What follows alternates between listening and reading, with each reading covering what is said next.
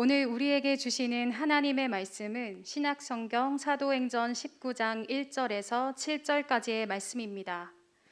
이 계시의 말씀을 봉독할 때 살아계신 하나님의 음성을 들으실 수 있기를 바랍니다.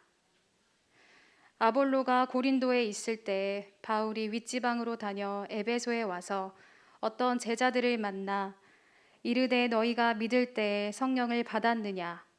이르되 아니라 우리는 성령이 계심도 듣지 못하였노라. 바울이 이르되 그러면 너희가 무슨 세례를 받았느냐? 대답하되 요한의 세례니라. 바울이 이르되 요한이 회개의 세례를 베풀며 백성에게 말하되 내 뒤에 오시는 이를 믿으라 하였으니 이는 곧 예수라 하거늘.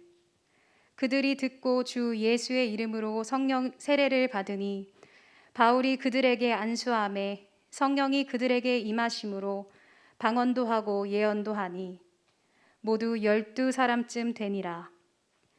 이 말씀은 살아계신 하나님의 말씀입니다. 저 주간 잘 보내셨나요? 교회는 신년 특별새벽 기도를 잘 마쳤습니다.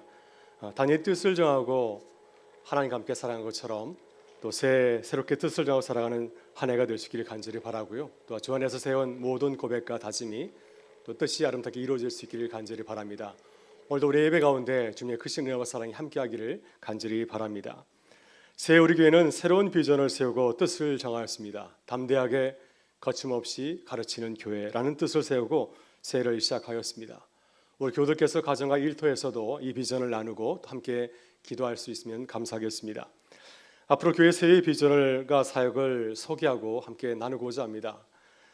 새해 우리 교회가 함께 기도하고 실천하는 비전 가운데 하나는 매주 가정 예배를 드리는 거룩한 습관을 실천하는 것입니다. 우리 교회는 매달 첫째 주일을 가정 예배 주일로 정하고 지켜왔습니다. 많은 가정이 또 매달 첫째 주일을 가정 예배 주일로 잘 지키는 줄 믿습니다. 그래서 처음에는 우리가 매달 한 번 예배 드리자 이렇게 생각을 하였고요. 그리고 작년에는 이제 한 달에 2번 예배 드립시다 해서 첫째 주와 셋째 주에 가정 예배 순서지를 만들어서 나눠 드렸고요. 또 올해는 이제 매주마다 가정 예배를 드리자 하는 생각을 하게 되었습니다. 그래서 가정 예배 주일은 첫째 주일이지만 나머지 주일도 매주마다 함께 가정이 모여서 예배를 드릴 수 있기를 바랍니다. 그래서 교회에서는 가정 예배 순서지를 만들어서 배부하려고 합니다. 오늘 저녁에도 또 가정이 함께 모여서 예배 드리는 기쁨을 누릴 수 있기를 바랍니다. 우리가 지난주 특세에서 묵상한 다니엘의 거룩한 습관을 살펴보게 되면은 다니엘도 뜻을 정하였습니다. 매일 하루 3번씩 기도할 시간을 정하고 이를 실천하였습니다. 그의 적대자들이 이제 기도하는 다니엘을 모함하려고 모선 음모를 꾸몄지만 그럼에도 불구하고 다니엘은 지금까지 하던 습관대로 하루에 3번 기도하였습니다. 이 거룩한 습관이 다니엘을 구별하였습니다. 낯선 땅에서 하나님의 백성으로 살아갈 수 있도록 그를 지킨 아주 거룩한 지혜가 되었습니다. 새해 우리 교들의 가정도 매주일 가정 예배를 드리는 거룩한 습관을 정하고 실천할 수 있기를 바랍니다. 올해도 우리는 여전히 코로나 가운데 놓여 있습니다. 많은 시간을 가정에서 보내야 될 것 같고요. 또 우리 자녀들도 가정에서 많은 시간을 보내게 될 것입니다. 이러한 상황에서 우리 가정을 믿음의 공간으로 만들어갈 수 있기를 바랍니다. 말씀을 사모하고 또 예배하는 영적인 공간을 만들어갈 수 있기를 바랍니다. 부모와 자녀들이 함께 모여서 예배하는 공간, 함께 말씀을 나누고 기도하는 그런 가정을 세워갈 수 있기를 바랍니다. 우리에게는 매년 신년 특별새 기도를 마치고 한 주간 신구약 성경 통독을 하고 있습니다. 작년에는 코로나 가운데서 교회에서 모이질 못하여서 비대면으로 소그룹 모임을 통해서 성경 통독을 하였습니다. 올해는 교회에서 모이려고 합니다. 본당에서 한 주간 말씀을 읽고 또 통독을 하고자 합니다. 연초에 우리가 성경 통독을 하는 것은 거룩한 뜻이 있습니다. 우리 교회가 한 해 말씀을 의지하며 살아가겠습니다 하는 믿음을 고백하는 것이고요. 또 믿음을 우리 자신과 또 세상 가운데 선포하는 것입니다. 우리 교우들이 성경 통독에 관심을 가지고 참여해서 함께 말씀의 은혜를 나눌 수 있기를 바랍니다. 여러분 새해 주 안에서 거룩한 습관을 세우고 실천할 수 있기를 바랍니다. 그래서 매주 또 가정 예배도 드리시고 성경도 통독하실 수 있기를 바라고요. 또 가정식 함께 모여서 우리 가정의 거룩한 습관을 세우고 함께 실천할 수 있기를 바랍니다. 그래서 새해 주님과 동행하는 기쁨이 항상 함께할 수 있기를 주의 이름으로 축원합니다. 오늘은 교회를 볼 때 주님의 수세일입니다. 예수님께서는 공생의 사역을 시작하기 전에 세례를 받으셨습니다. 요단강에서 세례자 요한에게 세례를 받으시고 공생애를 시작하였습니다. 매년 교회는 세례를 시작하면서 주님의 수세일을 지키고 있습니다. 예수님께서 세례를 받으시고 공생애를 시작하신 것처럼 우리도 세례를 받은 영적인 의미를 다시 한번 새겨보시고 또 한 해를 시작하는 은혜를 누릴 수 있기를 바랍니다. 오늘 본 말씀은 사도 바울이 제3차 전도여행을 할 때 에베소에서 일어났던 일을 우리에게 소개하고 있습니다. 이 작은 사건을 통하여서 세례의 의미와 그리고 성령에 대해서 증거하고 있습니다. 에베소는 아테네와 고린도처럼 잘 알려진 고대 세계의 도시입니다. 이곳은 고대 7대 불가사의 중 하나인 아데미 신전이 있는 곳인데요. 아마도 이 아데미 신전은 고대 세계에서 가장 큰 신전이 아닐까 생각이 듭니다. 아테네에 있는 파르테르 신전보다도 4배 정도가 더 큰 그런 신전이었습니다. 그래서 이 신전을 중심으로 도시가 형성이 되었고 발달하였습니다. 바울도 이 에베소를 중심으로 제3차 전도 활동을 활발하게 전개하였습니다. 사도행전 18장 24절 오늘 보면 바로 앞에 나오는 부분을 보게 되면은 바로 이곳에서 아볼로가 활발하게 선교 사역을 감당하였습니다. 아볼로는 바울 당시에 아주 장점이 많은 복음 전도자였습니다. 언변이 좋았고 그리고 성경에 대해서 상당한 지식을 가지고 있었습니다. 그래서 그는 유창한 말로 성경 말씀을 힘있게 전하는 탁월한 응변가였습니다. 또 그는 일찍이 예수님에 대해서 관심이 많아서 그가 말씀을 증거할 때 예수님에 대해서도 소개하고 또한 예수님을 전하였습니다. 그러나 아볼로는 예수님을 온전히 알지 못하였습니다. 그는 요한의 세례만을 알고 있었습니다. 제한적으로 예수님에 대해서 알고 있었습니다. 그래서 프리스길라와 아굴라가 해당해서 말씀을 전하는 아볼로를 보고 그가 알지 못하는 것을 전해 주었습니다. 아볼로가 미처 잘 알지 못하는 예수 그리스도의 복음과 또 하나님 나라의 도에 대해서 그에게 알려주었습니다. 그 후에 아볼로는 이제 에베소를 떠나서 고린도에서 가서 말씀을 전하게 되었는데 브리스길라와 아굴라를 만났기 때문에 보다도 많은 지식을 가지고 또 성령의 은혜 가운데서 고린도의 사역을 잘 감당하게 되었습니다. 그래서 고린도서 3장에서 바울 사도는 아볼로가 고린도에서 사역한 것을 크게 높이고 또한 칭찬하고 있습니다. 나는 씨를 심었고 아볼로는 물을 주었습니다. 내가 고린도 교회를 세웠는데 후임 목회자인 아볼로를 통해서 고린도 교회가 더 크게 성장하고 발전하게 되었다고 그를 칭찬하고 높이고 있습니다.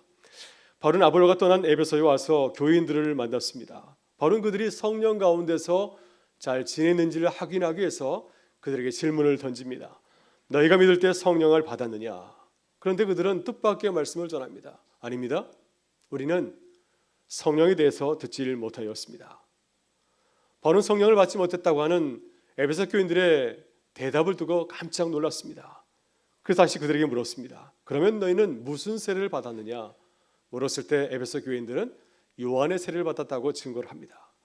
이 말씀은 무슨 뜻인가요? 그들이 아직까지 성령의 놀라운 능력과 충만함을 경험하는 성령 세례를 받지 못했다고 하는 것입니다. 그들은 예수님의 십자가 부활도 잘 몰랐습니다. 예수님의 십자가 부활도 잘 모르니 어떻게 성령에 대해서 알 수 있었을까요? 그래서 바울은 그들에게 다시 복음을 전하였습니다. 세례요한이 세례를 베푸면서 말씀하였던 다음에 오시는 그 이가 바로 예수님이라고 증거하였고요. 예수님을 전하고 다시 예수님을 믿을 것을 그들에게 당부하였습니다. 그때 그들이 예수님을 받아들였을 때 이제 바울은 그들에게 세례를 베풀게 되었고요. 바울이 그들의 머리에 안수하며 세례를 베풀 때 성령의 놀라운 작사가 그들 가운데 임하게 되었습니다. 그래서 그들도 예언을 하고 방언을 말하게 되었습니다. 이 놀라운 성령의 역사를 경험한 자들이 바로 12명이나 되었습니다. 여러분, 이것이 에베소에서 세례를 베풀 때 일어난 성령의 역사였습니다. 이 사건은 무엇을 증거하고 있습니까? 주의 백성들이 예수를 믿고 세례를 받을 때 성령께서 그들과 함께 하신다고 하는 것입니다. 우리가 성령을 믿고 살아가게 될 때 성령께서 우리 가운데 함께 하셔서 놀라운 역사를 경험할 것을, 성령의 충만한 가운데 살아갈 것을 이렇게 보여주신 것입니다. 여러분, 그렇다면 오늘 우리는 성령의 역사를 경험하며 살아가고 있으십니까? 만일 바울이 우리에게 오셔서 너희가 성령을 받았느냐, 너희가 믿을 때 성령을 받았느냐라고 묻는다고 한다면 어떻게 대답하시겠습니까? 만일 성령 안에서 성령 충만한 삶을 살아가지 못한다고 한다면 어떻게 성령을 받으며 또 성령 충만한 삶을 살아갈 수 있을까요? 예수님께서 세례를 받으신 모습을 기록한 복음서의 말씀을 묵상하게 되면 예수님께서도 세례를 받을 때 놀라운 성령 역사를 경험하였습니다. 마태복음 3장 16절 17절을 보게 되면 예수님께서 첫 세례를 받았을 때 일어난 성령의 역사를 이렇게 증거합니다. 예수께서 세례를 받으시고 곧 물에서 올라오실새 하늘이 열리고 하나님의 성령이 비둘기같이 내려 자기의 임하심을 보시더니 하늘부터 소리가 있어 말씀하시되 이는 내 사랑하는 아들이요 내 기뻐하는 자라 하시니라. 이렇게 예수님께서도 첫 세례를 받으실 때 성령의 역사를 경험하게 되었습니다. 성령의 도우심으로 공생의 사역을 시작하게 되었고 또 많은 사역을 성령의 능력 가운데서 감당하게 되었습니다. 예수님께서 첫 세례를 마치시고 광야에서 기도하실 때 사탄의 시험을 받았습니다. 40일 동안 금식하면서 또 굶주리며 또 새로운 공생의 사역을 준비할 때 이 사단이 찾아와서 유혹을 하였습니다. 그래서 예수님께서는 성령의 도우심을 따라서 그 무서운 유혹을 말씀으로 잘 물리치게 되었습니다. 그래서 주님은 세례를 받은 이후에 우리가 홀로 살아가는 것이 아니라 성령께서 우리와 동행하신다, 우리의 삶의 가운데 함께 하셔서 우리를 도우시는 사실을 직접 경험하고 또한 증거하였습니다. 오늘 본문에서 바울 사도는 성령 체험을 하지 못한 에베소 교인들을 통하여서 성령에 대해서 말씀하고 있습니다. 왜 우리가 성령을 알아야 하고 어떻게 성령을 받아야 하는지를 말씀하고 있습니다. 이 시간 성령에 대해서 함께 말씀을 나누면서 새해에는 성령 충만한 삶을 새롭게 시작하는 우리 모든 교우들이 될 수 있도록 주의 이름으로 축원합니다. 먼저 우리는 성령 안에서 예수 그리스도의 복음을 온전하게 이해해야 됩니다. 우리는 주 안에서 예수 그리스도의 복음을 온전하게 이해하고 있으십니까? 주께서 그렇게 말씀하시고 우리에게 당부하신 말씀을 잘 살아가고 있으십니까? 우리가 성령을 주님을 잘 알고 이해하려면 성령의 도우심이 절대적으로 필요합니다. 왜냐하면 우리는 온전한 지식을 갖고 있지 못하기 때문에, 온전한 경험을 하지 못하기 때문에 성령의 도우심을 받아야 복음을 온전하게 깨달을 수 있는 줄 믿습니다. 오늘 본문을 보면 성령을 알지 못한 두 사람이 나옵니다. 하나는 아볼로이고 또 한 그룹은 에베소의 교인들입니다. 말씀드린 대로 아볼로는 에베소에서 열심히 예수님을 전한 복음 전도자였습니다. 그러나 예수님에 대해서 온전한 지식을 갖고 있지 못하였고 복음에 대한 온전한 지식을 갖고 있지를 못하였습니다. 왜냐하면 예수님에 대해서 관심과 열정은 있었지만 체계적으로 예수님에 대한 지식을 받지 못하였기 때문이죠. 무엇보다도 성령에 대해서 잘 알지 못하였습니다. 그는 절반의 복음만을 가지고 있었습니다. 요한의 세례만을 알고 있었습니다. 예수님께서 오셔서 어떤 사역을 했는지, 또 예수님께서 우리에게 놀라운 성령의 역사를 약속하신 사실을 모르면서 자신이 가진 지식만을 가지고서 예수님을 전하고 또한 증거한 것이었습니다. 그러나 아볼로는 이제 성령 충만한 브리스길라와 아굴라를 통하여서 예수 그리스도의 복음과 성령에 대해서 가르침을 받고 새롭게 거듭나게 되었습니다. 그래서 에베소에 있어서는 성령을 알지 못하고 주께서 맡겨주신 선교 사역을 감당하였지만은 이제 고린도에 가서는 성령 안에서 사역을 감당하게 되었습니다. 그래서 고린도 지역에서 많은 헬라인들에게 유창한 언변을 가지고서 복음을 능력 있게 전하는 사역자로 새롭게 거듭나게 되었습니다. 오늘 본문에서 에베소 교인들도 마찬가지입니다. 그들 아볼로를 통해서 복음을 들었지만은 성령에 대해서 알지 못하였습니다. 그러나 바울을 만나게 되었을 때 그들은 예수님에 대해서 알게 되었고 또 성령에 대해서 듣게 되었습니다. 그리고 바울 사도가 그들에게 세례를 하였을 때, 베풀었을 때 성령의 역사를 경험하여서 방언도 하고 예언도 하게 되었고요. 이제는 성령 안에서 이제 성도로서의 삶을 살아가게 되었습니다. 본문 7절을 보게 되면 이렇게 성령 안에서 세례를 받고 성령의 역사를 경험한 에베소 교인들이 몇 명이라고 증거하고 있습니까? 12명이라고 증거하고 있습니다. 우리가 보기에는 상당히 적은 숫자라 생각할 수가 있습니다. 12명의 그리스도인들의 이 숫자만 보면서 우리가 무시할 수가 있습니다. 그러나 루가가, 사도행전을 기록한 루가가 왜 12명을 강조해서 기록하였을까요? 만일 그가 생각하기에 12명이 적다고 생각했다 한다면 아마 성경에 그 숫자를 기록하지 않았을 것입니다. 그러나 성경에서 보게 되면 12라는 숫자는 굉장히 중요한 그러한 수를 말하고 있습니다. 마가의 다락방에 모였던 사람들이 몇 명이었습니까? 120명이었습니다. 12를 강조하여서 초대교회 성도들이 온전한 교회 성도였음을 강조하고 있습니다. 또 예수님의 제자가 12명입니다. 이스라엘 12지파가 또한 12명이었습니다.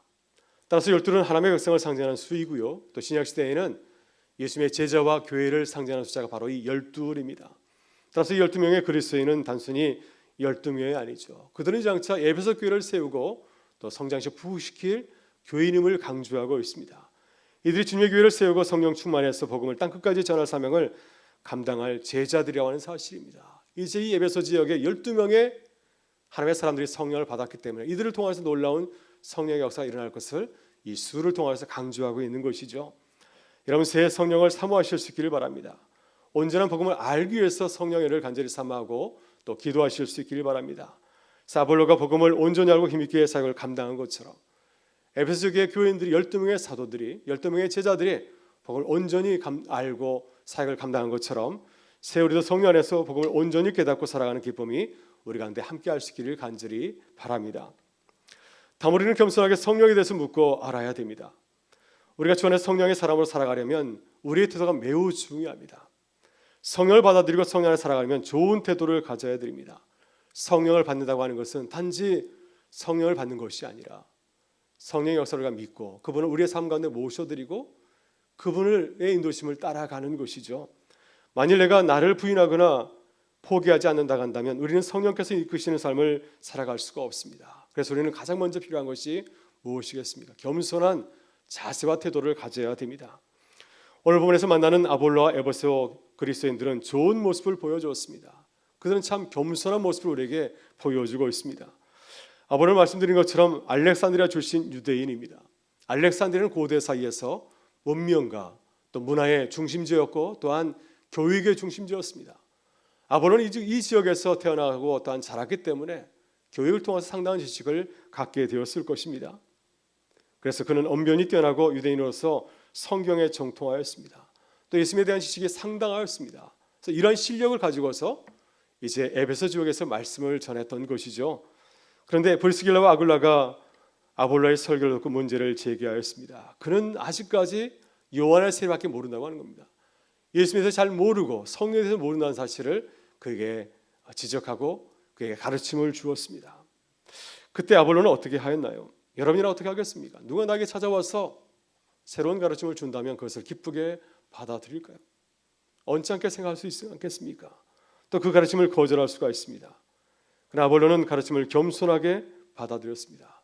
자신이 모르고 있는 예수님에 대해서 성령에 대한 말씀을 듣고 또 자세히 겸손하게 묻고 또 대화를 나누었습니다. 그래서 이 아볼로는 이런 겸손한 태도를 통해서 자신이 알지 못하는 예수님에 대해서 또한 성령에 대해서 보다 많이 알게 되었습니다. 에베소의 그리스도인들도 좋은 제자의 모습을 보여주고 있습니다. 바울이 그들에게 잘못을 지적하였을 때, 그들이 성령을 받지 못하는 사실을 가르쳤을 때 그들은 기분 나쁘게 생각하지 아니하고 그 말씀을 기쁘게 받아들였습니다. 그래서 그들은 겸손하게 자신을 낮추고 또 바울의 가르침을 받아들였습니다. 바울의 사도직을 인정하고 그 가르침을 기쁘게 받아들였습니다. 그가 전하는 복음을 듣고 복음을 받아들이게 되었고요. 또한 기꺼이 세례도 받았습니다. 이렇게 겸손한 마음으로 가르침을 받았기 때문에 그들은 바울을 통해서 성령의 놀라운 역사를 경험하는 기쁨을 누리게 되었습니다. 여러분, 우리도 그렇습니다. 우리는 겸손한 자세를 가져야 됩니다. 새 우리가 성령 안에서 살아가려면 겸손하게 주님에게 복종해야 될 줄 믿습니다. 우리의 무지와 무능을 인정하고 성령의 도우심을 구하며 성령의 인도하심 가운데 살아가는 교회가 될 수 있기를 간절히 바랍니다. 여러분, 새 겸손하게 성령 인도하심을 구하실 수 있기를 바랍니다. 겸손하게 기도하실 수 있기를 바랍니다. 어려운 문제를 만났을 때 겸손하게 주도권을 성령에게 내어드리실 수 있기를 바랍니다. 그래서 성령 인도하심을 받는 새해가 될 수 있기를 주의 이름으로 축원합니다. 마지막으로 우리는 성령의 역사를 삼아하고 성령의 충만한 은혜를 받아야 됩니다. 우리가 성령의 사람으로 살아가기 위해서 필요한 것은 성령의 역사를 경험하는 것이죠. 성령께서 우리를 위해서 일하시는 그 역사를 경험하게 될 때 우리는 기뻐하고 성령 인도하심을 구하면서 살아가는 은혜를 누리게 될 줄 믿습니다. 바울 사도는 에베소에서 그리스도인을 만났을 때 그들에게 이렇게 물었습니다. 너희가 믿을 때 성령을 받았느냐? 이 말씀은 어떤 뜻인가요? 우리가 예수를 믿고 나서 성령을 받았냐는 것입니다. 세례를 받고 주님의 사람으로 살아가면서 매일같이 성령 인도하심을 받는 기쁨을 누리고 있느냐는 그런 질문입니다. 이 질문은 또한 다른 면을 생각하게 되면 예수를 믿고 난 이후에도 성령 체험을 하지 못한 사람들이 있다고 하는 것입니다. 만일 성령의 은혜를 받지 못했다고 한다면, 성령의 은혜 가운데 살지 못한다고 한다면 우리는 온전한 그리스도인이 되지 못한 것이죠. 그러니 성령의 은혜를 받아야 우리가 온전한 그리스도인으로 살아가게 될 줄 믿습니다. 그래서 예수님께서는 제자들을 떠나시기 전에 거듭해서 강조하시고 말씀하신 것이 바로 성령이었습니다. 성령을 받고 성령의 충만함을 얻어 살아갈 것을 강조하셨습니다. 그래서 예수님의 공생의 마지막 사역은 바로 성령에 관한 사역이었습니다. 여러분 요한복음 20장 22절을 보게 되면 주님께서는 부활하신 후에 제자들에게 나타나셔서 어떤 말씀하셨습니까? 성령을 받을 것을 말씀하였습니다. 제자를 향해서 숨을 내쉬면서 그들 향해서 성령을 받을 것을 당부하셨고요. 또 예수님께서는 이제 승천을 앞두고 두려워하는 제자들 향해서 어떤 당부를 하셨습니까? 성령을 받을 것을 그들에게 당부하였습니다. 사도행전 1장 8절에서 이렇게 말씀하십니다. 성령이 너희에게 임하시면 너희가 권능을 받고 예루살렘과 온 유다와 사마리아 땅까지 이르러서 내 증인이 되리라. 그래서 성령의 충만함을 얻고 또 죄의 복음을 증거하는 증인이 될 것을 그들에게 당부하셨습니다. 왜 주님 우리에게 성령을 받으라고 말씀하셨을까요? 세상이 악하기 때문이죠.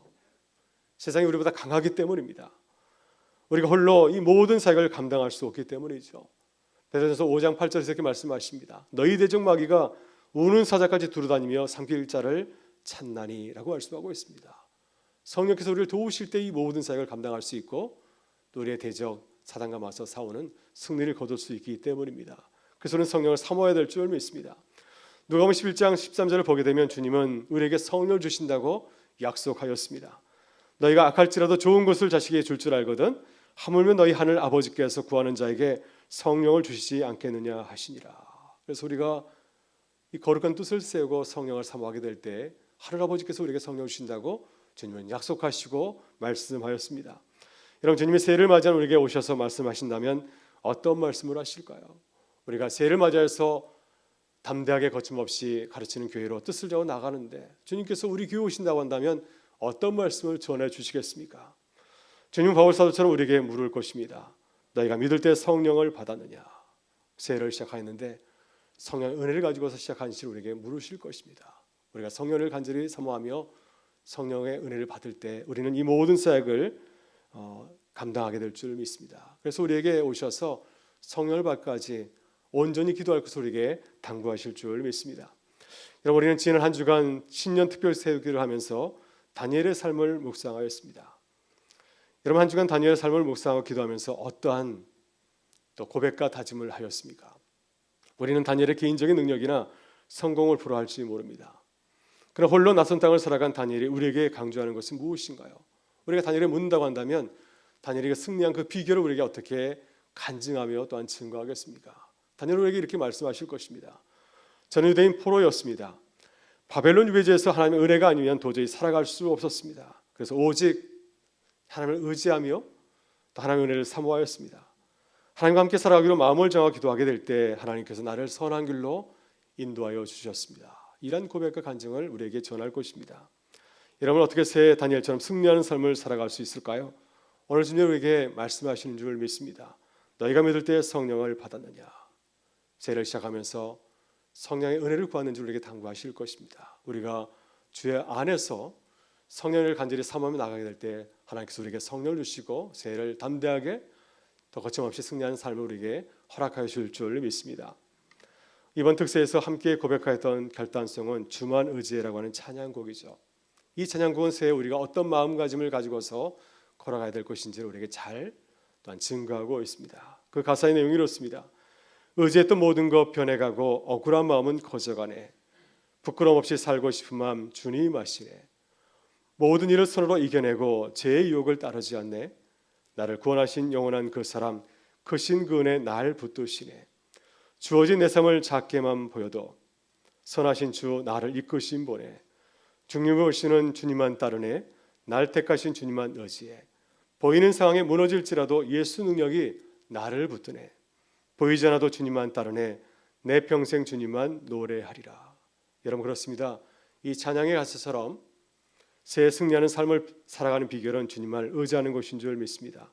어떤 상황 가운데서도 주님 의지하며 살아가게 될 때 주님께서 우리를 붙드시고 도우시는 줄 믿습니다. 하나님께서 우리의 모든 상을 새롭게 역전시켜 줄 줄 믿습니다. 이 믿음을 가지고서 또 새해를 시작하시고 주님과 함께 살아가는 기쁨이 우리 가운데 함께 하실 수 있기를 주의 이름으로 축원합니다.